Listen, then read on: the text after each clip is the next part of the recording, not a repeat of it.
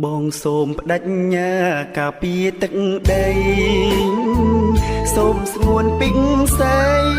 អូនកុំសង្ការបងជាយោធា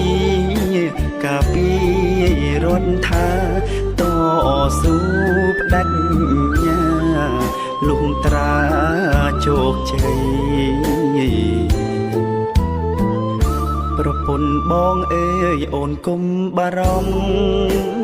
ភគុំត្រហយំឲ្យបងអាឡ័យបងនឹងវិលវិញទេណាចរណៃជូតទឹកភ្នែកស្រីមើលថែកូនផងបងលាសិនហើយសូមស្រង់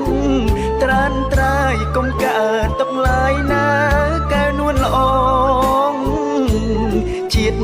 ខ្មែរត្រូវថែឲ្យល្អមកមកមិនអាចប៉ុនប៉ងឆ្លងអធិបតេយ្យ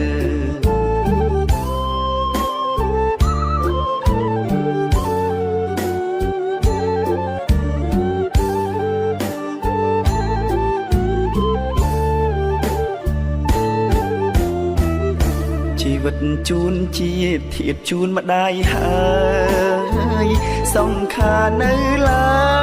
យតស៊ូលំខ្សែ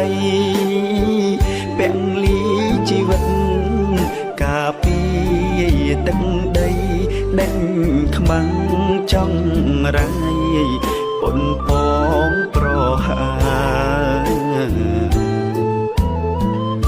បើសិនបងស្លាប់ព្រោងរឿងជាតិផ្ដាំអំភៅញាតថាខ្ញុំស្នេហាមាតុភូមិកំណើតនឹងស្មើនឹងសង្ខាទួងបីមរណាក៏មិនស្ដាយឡើយជីវិតយោធាក្លៀតកូនភរិយាលះបង់ការពារជូនជាតិខ្ញុំហើយបងនឹងវិលវិញជួបអូនត្រានត្រើយជាតិយើងធូរស្បើយមានសន្តិភាពមែន